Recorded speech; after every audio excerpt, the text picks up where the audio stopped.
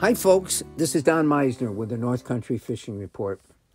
You know, one of the baits that we talk about so much is spinnerbaits. And, you know, I've gone through different times in my life where I didn't use them much. And then I start using them a lot. And then a lot of times, no matter what lures we use, once we discover something else, they go on the back burner and we forget just how effective they are.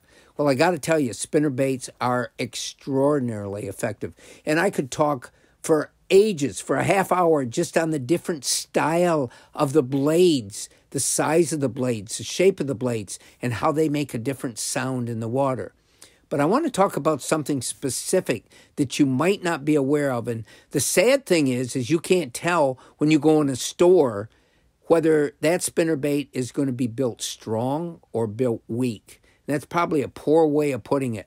But the wire that is part of that spinnerbait, and for those of you that don't know what a spinnerbait is, you know, I know a lot of you listen and you may be just casual fishermen. Spinnerbait is a sort of forked wire that is at a 45-degree angle, let's say, and on one end there's blades that spin, and then it comes back to a fulcrum point, and then it goes back the other way, and at the end of that is a jig head with a skirt, and then something that you might add on like a plastic. But as it goes through the water, those two blades vibrate, and they flash, and they draw the attention of the fish.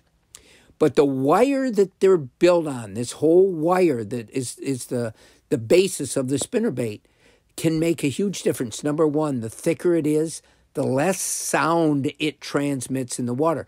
And most fishermen want it to transmit a lot. So the thinner the wire, the more noise it makes, the more vibrations it sends out. But, and this is the big deal here, but if it's too thin, that spinnerbait will break in half.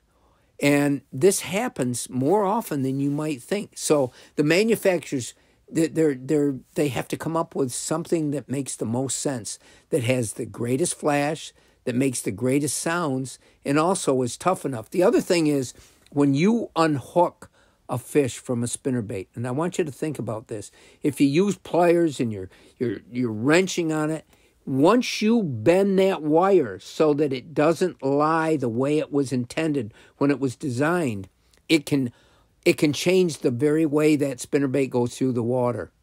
It can make it a lot less effective.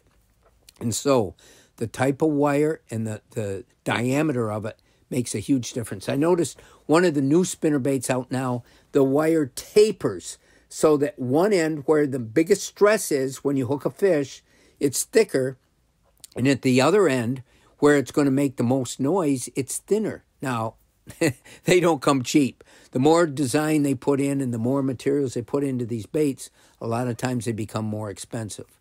But it's amazing how you can take any bait, and when you break it down, the differences from one to the other, from not only the manufacturers, but in the design of that bait, can make a big difference of how successful you will be in fishing it. Until next time, folks, this is Don Meisner with the North Country Fishing Report.